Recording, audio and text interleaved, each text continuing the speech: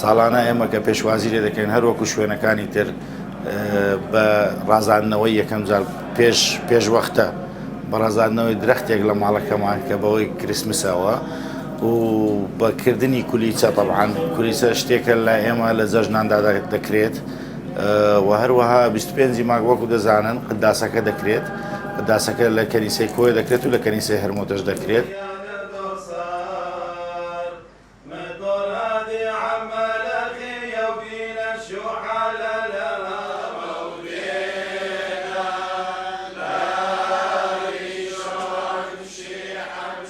هیوادارم ئەو ساڵە ساڵی خۆشی بێ بۆ گشتلایەکمان چ موسڵمان چ مەسیحیەکان ساڵێکی پڕ ئاشتی بێتن پڕ تەبایی بێتن لە مێبان کو ئەمە لە قەدیمی زەمانەوە تا ئێستا هەر لە خۆشی و لە تەبایی لەگەڵ ئیسلامەکان ژیانە هەر ئەوهاش دەژین وەر ئەوهاش دەبی ئینشاڵڵا.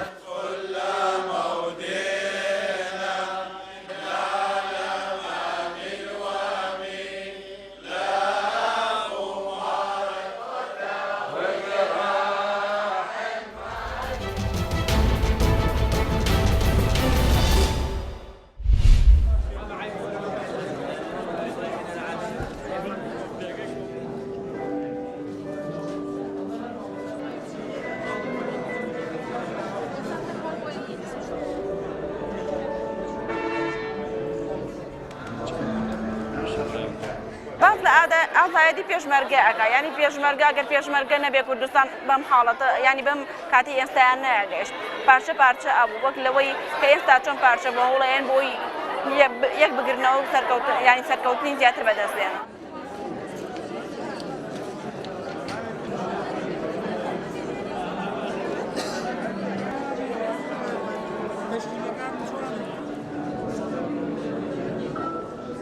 وەک بەڕێوەبەرایەتی گشتی پەروەردەی هەڵەبجەی شەهید چالاکی و نەری قوتابخانە و خوێندنگاکان پێشانگای پۆستەری مامۆستایانمان تایبەت کرد بە قوربانیدانی پێشمەرگە وەک وەفایەک بۆ ئەو سمبولە ئەم ساڵ کارەکانمان لەژێر ناونیشانی پێشمەرگە سمبولی نەتەوەیەک ژماری کارەکان 58 پۆستەری کاری دەستی 53 مامۆستای شێوەکاری قوتابخانە و خوێندنگەکانی سنووری بەڕێوەبەرایەتی گشتی پەروەردەی هەڵەبجەی شەهیدە.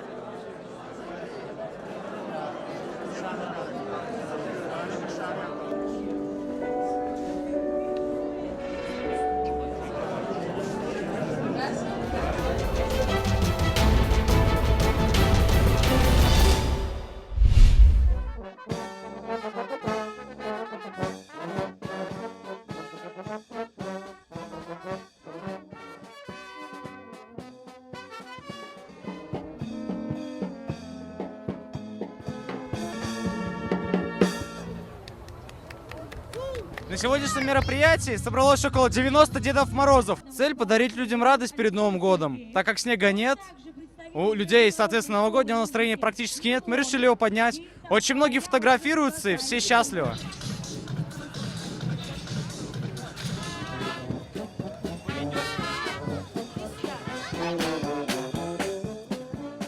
Нахожусь здесь впервые, честно, очень удивлена. Все очень нравится, так ярко, светло. Жаль, снега нет, это большой минус, а так все очень понравилось. Парад Дед Морозов повеселил, все было прекрасно. Двигайтесь сюда, вы все будете стоять напротив. Дедушки Морозы!